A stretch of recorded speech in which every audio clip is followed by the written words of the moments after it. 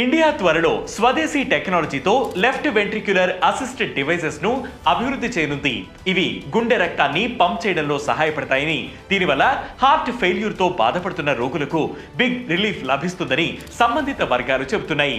ప్రభుత్వ అంచనాల ప్రకారం దేశంలో ప్రతి సంవత్సరం సుమారు 50,000 మంది రోగులకు హార్ట్ ట్రాన్స్ప్లాంటేషన్ అవసరం అవుతుండగా డోనర్స్ కొరత వల్ల కేవలం 200 మందికి మాత్రమే ఆపరేషన్లు జరుగుతున్నాయి. వీరిలో కూడా ఒక్కొక్కరికి హార్ట్ ట్రాన్స్ప్లాంటేషన్ ఆపరేషన్ కు సుమారు 36 నెలల సమయం పడుతోంది. ప్రస్తుతం విదేశాల నుంచి దిగుమతి చేసుకునే LVADల మిషన్ ధర 70 లక్షల నుంచి 1 కోటి వరకు ఉండగా దీనికి సర్జరీ, ఆ తర్వాత ఉండే మెడికల్ ఖర్చులు ఎక్స్ట్రా చెల్లించాల్సిందే. మన దేశంలో వీటిని తయారు చేస్తే ఇంపోర్టెడ్ మిషన్లపై డిపెండ్ అవ్వడం తగ్గడంతో పాటు హార్ట్ ట్రాన్స్ప్లాంటేషన్ ఖర్చు కూడా తగ్గుతుందని, దీనివల్ల హార్ట్ ట్రాన్స్ప్లాంట్ కోసం ఇండియాకు వచ్చే వారి సంఖ్య కూడా పెరిగే అవకాశం ఉందని ప్రభుత్వ వర్గాలు పేర్కొన్నాయి. అంటే మెడికల్ టూరిజం పెరుగుతుంది. రాబోయే 25 ఏళ్లలో ఇండియా గ్లోబల్ మార్కెట్ షేర్ 15 నుంచి 20% పెరిగే అవకాశాలు ఉన్నాయి.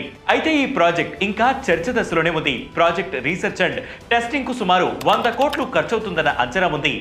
Department of science and technology లేదా 2023లో ఏర్పాటైన అనుసంధాన్ నేషనల్ రీసెర్చ్ ఫౌండేషన్ ద్వారా నిధులు సమకూర్చడంపై త్వరలోనే నిర్ణయం తీసుకోనున్నట్లు తెలుస్తోంది.